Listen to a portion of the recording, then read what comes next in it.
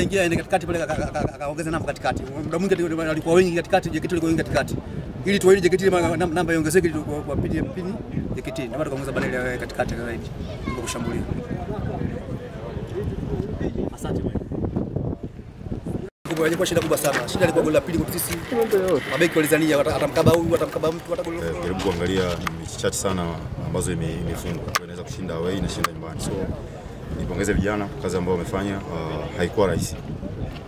Nimependa namna ambavyo timu imekuwa ikitengeneza mashambulizi. Moja kati ya timu inayofanya mashambulizi yake kwa uzuri kuanzia nyuma ni JKT Tanzania. Lakini leo mmefunga magoli mawili, nadhani mstahili bora zaidi ama magoli mengi zaidi ya hapo.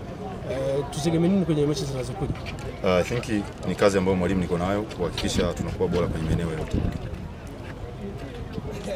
Mwalimu, mnashinda lakini bado JKT hamna wastani mzuri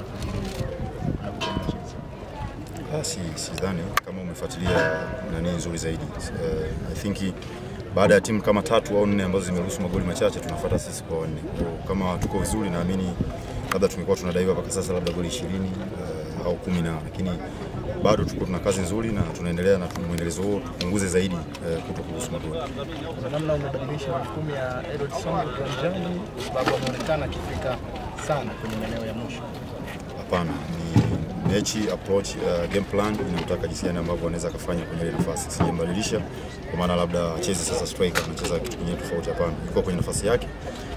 I think ni majukumu yanabadilika kulingana na mpira ambapo unakuwepo. Wakati tuna build up kuna nafasi gani ambazo yeye anaweza kaenda create then tukafanya ku exploit zile nafasi alizozicreate yeye. Kwa ni majukumu na plan ya timu ambavyo inamtaka afanye. Mwalimu, mmepata alama 3 muhimu kwenye mechi 4 mfululizo kucheza mchezo, imekuwa na maendelezo mzuri. Bila shaka lengo la kwanza lilikuwa ni kubaki ligi kuu. Tuseme kwamba JKT anaweza kuwa na malengo ya ziada kwa maana mara baada ya kuzipata hizo alama anaweza kuwa na malengo ya kuhitaji kucheza mchezo wa kimataifa. Tuseme sisi bado hatujakaa kwenye malengo yetu sana. Kwa tuko kwenye ile nafasi sisi kwetu hatuboteki. Yaani kwamba labda tumekuwa nafasi ya 6 tukahisi kwamba tayari tuko salama. Bado jaribu kuangalia ligi ilivyo, iko ni tough sana. Kama utasinzia basi mtu mwingine anaweza akachukua ile nafasi. Ikija nafasi ya kutafuta nafasi ya kwenda kimataifa itakuja tu automatic. Lakini kwa sasa tuna focus hasa kubaki salama kwenye ligi.